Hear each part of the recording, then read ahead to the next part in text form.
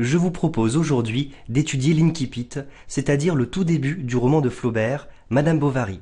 Ce roman est étudié au lycée car il représente le roman réaliste au XIXe siècle, mais en allant plus loin qu'un simple manifeste du genre. Vous trouverez dans Madame Bovary un roman qui parle des romans et un réalisme qui parle du romanesque. Flaubert appartient à cette génération d'écrivains qui sont exaspérés par les grandes envolées lyriques du romantisme. Dans une certaine mesure, Madame Bovary dénonce l'influence de ces romans qui donnent une image faussée de la réalité. Dans Madame Bovary, Flaubert raconte l'histoire d'une femme, grande lectrice de romans, pleine de rêves romantiques et cependant condamnée à une vie provinciale ennuyeuse. Elle restera déçue par son mari, qui est un personnage quelconque, sans envergure. Charles Bovary, dès le début du roman, est présenté comme un anti-héros, plein de bonne volonté mais toujours en décalage avec ce qu'on attend de lui. Notre passage est le tout début du roman où justement Charles Bovary est le personnage principal. Il est présenté au lecteur dans un contexte qui ne sera pas celui de la suite du roman. Charles Bovary a 15 ans. Il arrive dans une nouvelle école et il se conduit maladroitement. Ce début de roman joue avec les attentes du lecteur qui essaie lui de situer les personnages, le narrateur, le rapport avec le titre, etc. Flaubert va jouer avec les codes du roman pour nous donner des fausses pistes et en même temps il va dissimuler des indices qui nous révèlent son projet et ses choix esthétiques.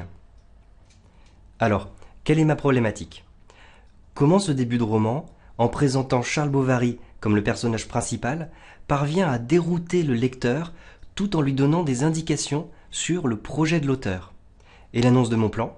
Donc d'abord, nous allons voir en quoi cet incipit joue avec nos attentes de lecteur. À bien des égards, ce début de roman nous donne des fausses pistes et puis nous oblige à faire des hypothèses sur la suite du roman, notamment autour du personnage de Charles Bovary. Et nous verrons donc ensuite comment le personnage de Charles Bovary est présenté dans ce passage. Ce personnage est sans cesse en décalage avec les attentes du lecteur, il semble incapable de trouver sa place. Enfin, derrière ces anecdotes et ce portrait de Charles, Flaubert nous parle déjà de son projet romanesque et de ses choix esthétiques. Nous allons maintenant lire ensemble cet extrait. Nous étions à l'étude quand le proviseur entra suivi d'un nouveau habillé en bourgeois et d'un garçon de classe qui portait un grand pupitre. Ceux qui dormaient se réveillèrent et chacun se leva comme surpris dans son travail. Le proviseur nous fit signe de nous rasseoir, puis se tournant vers le maître d'études. « Monsieur Roger, lui dit-il à demi-voix, voici un élève que je vous recommande, il entre en 5e. Si son travail et sa conduite sont méritoires, il passera dans les grands, ou l'appelle son âge. » Resté dans l'angle, derrière la porte, si bien qu'on l'apercevait à peine, le nouveau était un gars de la campagne, d'une quinzaine d'années environ, et plus haut de taille qu'aucun de nous tous. Il avait les cheveux coupés droit sur le front, comme un chantre de village, l'air raisonnable et fort embarrassé. Quoiqu'il ne fût pas large des épaules, son habit veste de drap vert à boutons noirs devait le gêner aux entournures et laisser voir, par la fente des parements, des poignets rouges habitués à être nus. Ses jambes, en bas bleus, sortaient d'un pantalon jaunâtre très tiré par les bretelles. Il était chaussé de souliers forts, mal cirés, garnis de clous. On commença la récitation des leçons. Il les écouta de toutes ses oreilles, attentif comme au sermon, n'osant même croiser les cuisses ni s'appuyer sur le coude, et à 2 heures, quand la cloche sonna, le maître d'études fut obligé de l'avertir pour qu'il se mît avec nous dans les rangs.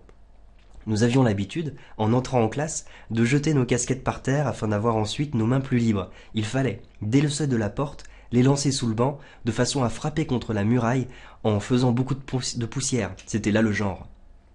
Mais, soit qu'il n'eût pas remarqué cette manœuvre, ou qu'il n'eût osé s'y soumettre, la prière était finie que le nouveau tenait encore sa casquette sur les 2 genoux. C'était une de ces coiffures d'ordre composite, où l'on retrouve les éléments du bonnet à poil, du chapska, du chapeau rond, de la casquette de loutre et du bonnet de coton, une de ces pauvres choses enfin dont la laideur muette a des profondeurs d'expression comme le visage d'un imbécile. Ovoïde et renflée de baleine, elle commençait par 3 boudins circulaires, puis s'alternait, séparés par une bande rouge, des losanges de velours et des poils de lapin. Venait ensuite une façon de sac qui se terminait par un polygone cartonné, couvert d'une broderie en soutache compliquée, et d'où pendait, au bout d'un long cordon trop mince, un petit croisillon de fil d'or en manière de gland. Elle était neuve, la visière brillait. « Levez-vous, dit le professeur. Il se leva, sa casquette tomba, toute la classe se mit à rire. Il se baissa pour la reprendre, un voisin la fit tomber d'un coup de coude. Il la ramassa encore une fois. « Débarrassez-vous donc de votre casque, dit le professeur, qui était un homme d'esprit. Il y eut un rire éclatant des écoliers qui décontenança le pauvre garçon si bien qu'il ne savait s'il fallait garder sa casquette à la main, la laisser par terre ou la mettre sur sa tête. Il se rassit, la posa sur ses genoux. « Levez-vous, reprit le professeur, et dites-moi votre nom. » Le nouveau articula, d'une voix bredouillante, un nom inintelligible. « Répétez !» Le même bredouillement de syllabes se fit entendre, couvert par les huées de la classe. « Plus haut !» cria le maître, « plus haut !» Le nouveau, prenant alors une résolution extrême, ouvrit une bouche démesurée et lança à plein poumon, comme pour appeler quelqu'un, ce mot « Charbovary !» Ce fut un vacarme qui s'élança d'un bond, monta en crescendo avec des éclats de voix aigus. On hurlait, on aboyait, on trépignait, on répétait « Charbovary, Charbovary !» puis qui roula en notes isolées, se calmant à grand-peine, et parfois qui reprenait tout à coup sur la ligne d'un banc où saillissait encore çà et là, comme un pétard mal éteint, quelques rires étouffés. Alors, notre première partie, un incipit trompeur, et une première sous-partie, un faux début de roman d'apprentissage. Le début de Madame Bovary est déroutant, car il n'est pas représentatif du roman sur bien des points. On a l'impression d'entrer dans un roman d'apprentissage, avec un personnage principal d'une quinzaine d'années environ. Charles Bovary, dont on ne connaît pas encore le nom, est d'emblée présenté comme le personnage principal. Voici un élève que je vous recommande. Dans la tradition du héros romantique, ce personnage serait ainsi recommandé, par exemple pour ses attitudes exceptionnelles en latin, comme on se souvient de Julien Sorel dans Le Rouge et le Noir de Stendhal, par exemple. On réalise rapidement que ce n'est pas le cas du tout. Charles doit encore faire ses preuves. Si son travail est méritoire, il passera dans les grands où l'appelle son âge. Il commence donc par être sous-classé. Le monde de l'école est représenté dans ce passage, mais Flaubert montre une certaine distanciation en dénonçant les clichés du genre, notamment avec la typographie. L'étude porte une majuscule respectueuse des institutions, de même que le proviseur qui fait partie de la hiérarchie de l'école. Le vocabulaire propre aux élèves est en italique, le nouveau, qui apparaît aussi à plusieurs reprises, le nouveau, ou encore le genre. Nous avons la présence d'un humour potache. Ceux qui dormaient se réveillèrent et chacun se leva comme surpris dans son travail. Flaubert met en place un narrateur élève et, bien sûr, les clichés qui vont avec. Nous allons voir qu'il abandonne rapidement cette posture. Une focalisation ambiguë. En effet, nous avons au début réellement un narrateur enfant. C'est d'ailleurs visible dès la première phrase. Nous sommes à l'étude. Le « nous » représente bien les élèves, parmi lesquels le narrateur s'inclut. Ce « nous » pourrait aussi inclure le maître d'études, mais cela est bien écarté dans la deuxième occurrence de « nous ». Le proviseur nous fit signe de nous rasseoir.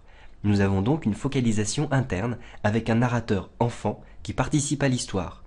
Mais par la suite, les pronoms personnels sont de moins en moins précis. On passe du « nous » au pronom indéfini « on ». On commença la récitation des leçons. Ce pronom peut déjà être employé par un narrateur omniscient avec une distanciation. Plus loin, c'était une de ces coiffures d'ordre composite où l'on retrouve les éléments du bonnet à poil. Ce pronom personnel indéfini a une valeur complètement générale. Il ne représente plus le groupe des élèves. Cette distanciation est poursuivie dans la suite du passage. Il y eut un rire éclatant des écoliers.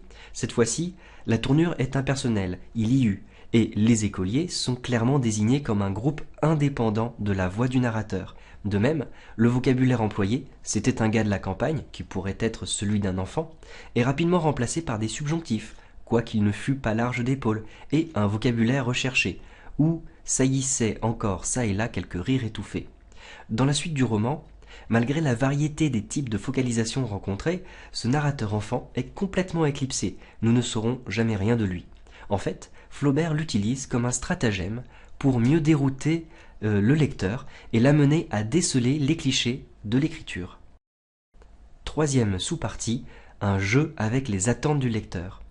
D'autres procédés sont utilisés pour dérouter les lecteurs. Par exemple, son portrait commence bizarrement par « rester dans l'angle, derrière la porte, si bien qu'on l'apercevait à peine ». Cela annonce en fait une description faite par un narrateur capable de voir à travers les portes. En tout cas, cela aiguise notre curiosité et signale que ce portrait aura une portée plus morale que physique. Tout un jeu est organisé autour des noms des personnages. Le nom du nouveau devrait apparaître au moment où le proviseur l'amène dans la classe.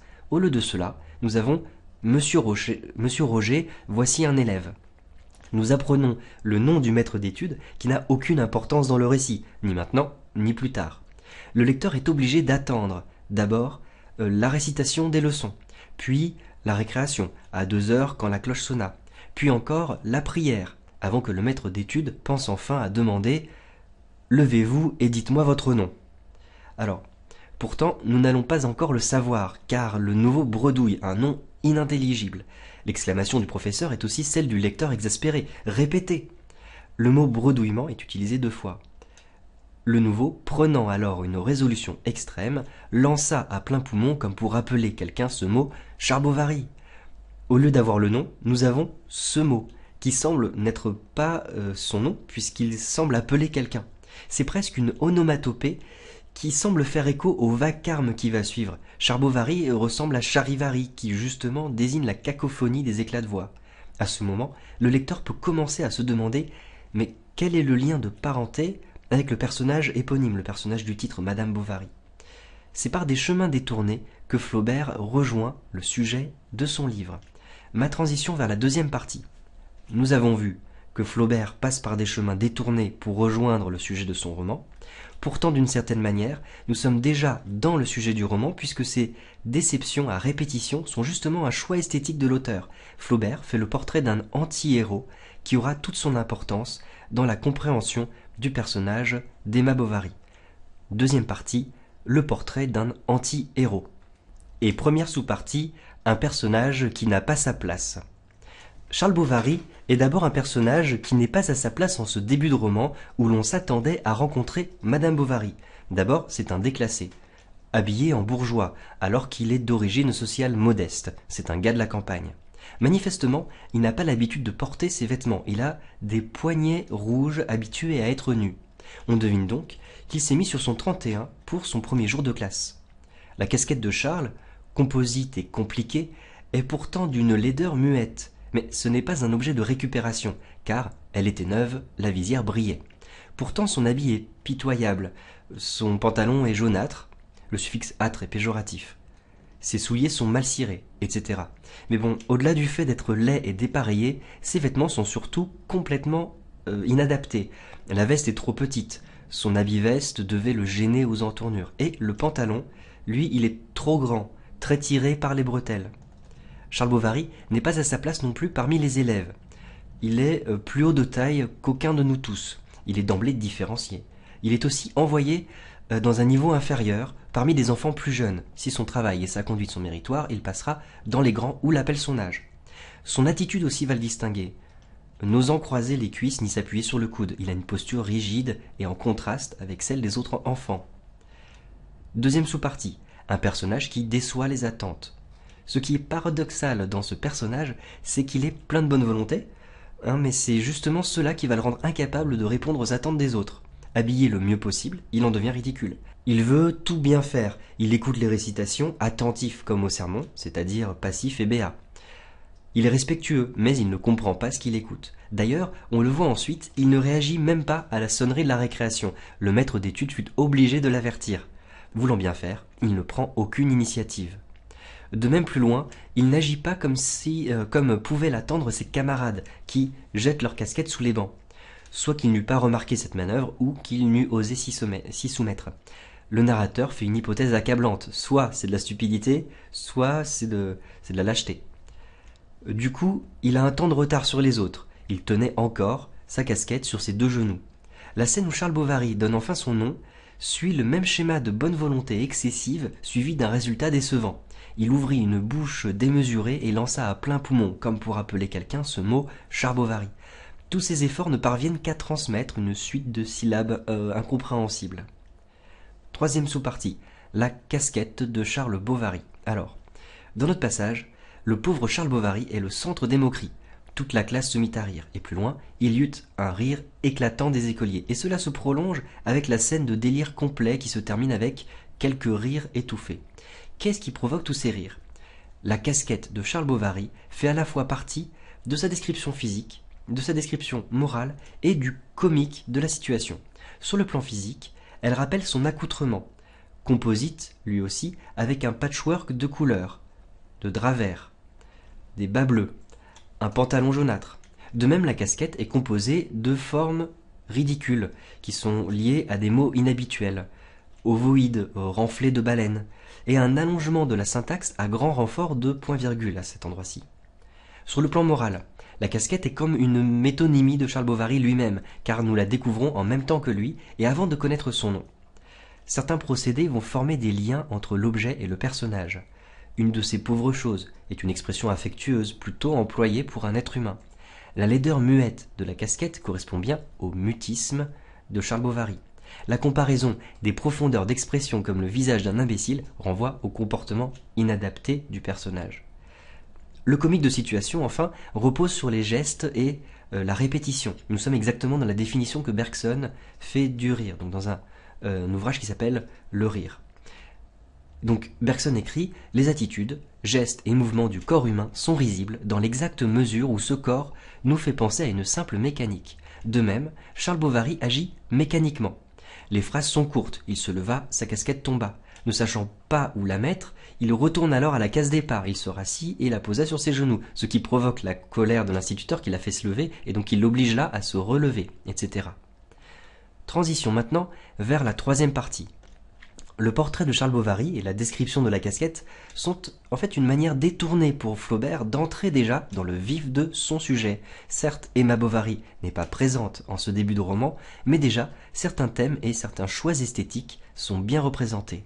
Donc, troisième partie, une annonce du projet flaubertien. Et première sous-partie, le regard critique de Flaubert.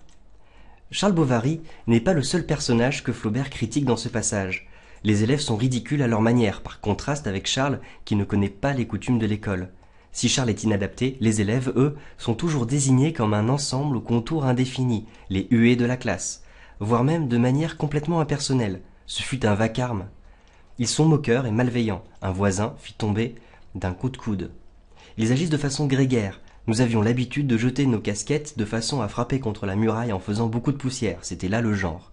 L'italique utilisé pour le mot « genre » le met à distance. La structure impersonnelle, il fallait, dès le seuil de la porte, épingle l'injonction sociale dont Flaubert se moque. Le maître d'études est lui aussi visé par le cynisme de Flaubert. « Débarrassez-vous donc de votre casque », dit le professeur, qui était un homme d'esprit. Flaubert se moque du mot d'esprit qui consiste à utiliser le mot « casque » pour désigner une casquette et dont le professeur semble très fier.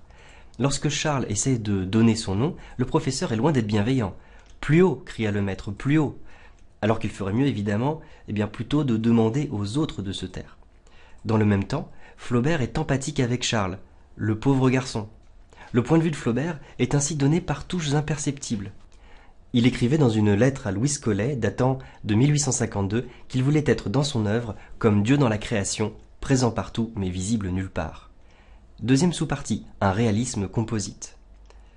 Dans ce début de roman, Flaubert révèle ses choix esthétiques. Pour Flaubert, la réalité, elle est décevante, composite, stupide, mais il choisit dans son œuvre de regarder cela avec ironie. Cette conception de l'écriture éclaire d'un jour nouveau les anecdotes de ce début de roman et la description de la casquette de Charles. Dans notre passage, les déceptions sont toujours mises en valeur, comme montées en épingle, dans des phrases courtes et cinglantes. C'est le cas par exemple de « La visière brillait », qui révèle la complète absurdité de la casquette qui est neuve. Ou encore de « Il la ramassa encore une fois », cette phrase qui est vecteur du comique de répétition. Et bien sûr, ce mot « Charles Bovary », qui termine la phrase et puis qui est séparé du reste de la phrase par une virgule, qui est le clou de ce jeu de déception. L'aspect composite de la casquette, composite au point d'en devenir indéchiffrable, est un point qu'elle partage avec la réalité, ce qui est important dans le réalisme de Flaubert. Dans la description de la casquette, Flaubert fait un inventaire inachevé de chapeaux existants, bonnet à poil, chapska, chapeau rond, casquette de loutre, bonnet de coton, etc., en insistant sur la variété des matières provenant de divers animaux. Loutre, poil de lapin, etc. La casquette devient une encyclopédie ou un bestiaire. De même, dans ses romans, Flaubert explore la variété des classes sociales, des profils humains. Chacun représente des manies risibles, des défauts amusants, des singularités grotesques. Voilà ce qui explique l'ironie de Flaubert, qui cache en fait un grand éclat de rire. Troisième sous-partie, le rire dans l'esthétique flaubertienne. Le passage commence avec l'arrivée de Charles qui est annoncé à demi-voix. et se termine dans l'hilarité générale. Il y a chez Flaubert un rire qu'on peut appeler dionysiaque, c'est-à-dire un rire lié à l'irrationnel, aux pulsions animales. On hurlait, on aboyait, on trépignait, on répétait « Charbovary, Charbovary ». La prononciation du mot enivrant, Charbovary, répété comme une écholalie, illustre la pulsion. Et pourtant ce rire est esthétisé avec des termes musicaux, crescendo, notes isolées. Cela représente en effet la transformation opérée par l'écriture de Flaubert. Le bonnet a cette laideur muette qui a des profondeurs d'expression, comme le visage d'un imbécile. L'écrivain qui décrit la banalité et la stupidité des choses, eh bien lui, il y trouve encore de la beauté. Ce rire est aussi un rire de désespoir et de mise à distance de la cruauté. Le comique de répétition annonce que rien ne changera dans la vie de Charles Bovary. Il rencontrera toujours les mêmes écueils dans sa vie d'adulte. Cette scène comique représente en petit la trame de notre roman. Le moment le plus cruel du passage est sans doute celui où l'on fait tomber la casquette de Charles Bovary volontairement. Un voisin la fit tomber d'un coup de coude. À plusieurs reprises, Charles essaye de récupérer cette pauvre chose qui lui échappe des mains. Ce schéma rappelle celui du roman dans son ensemble. Charles va perdre l'estime de sa femme, la récupérer et la perdre à nouveau. Il va même perdre sa femme au profit d'un autre. Le rire de Flaubert est aussi un rire amer comme le poison qu'Emma Bovary boira à la fin du roman. C'est d'ailleurs dans un rire qu'Emma Bovary mourra. Un rire atroce, frénétique, désespéré. Conclusion. En ce début de roman, Flaubert n'entre pas dans son sujet de manière directe. Il le rend même presque invisible, effacé par des procédés trompeurs qui vont dérouter le lecteur. Au lieu de lui présenter directement Madame Bovary, le personnage éponyme, il va mettre en place un dispositif artificiel de roman d'apprentissage avec un narrateur et des personnages qui ne resteront pas. Cependant, un personnage occupe le centre de la scène, mais nous mettrons du temps à connaître son nom. Charles Bovary est sans doute le personnage le plus important du roman. Présent dès le début, c'est sa mort qui clôt l'ouvrage. Ce personnage est celui qui explique le mieux le projet de Flaubert. Plein de bonne volonté, mais dénué d'initiative, il incarne ce que la réalité a de plus décevant.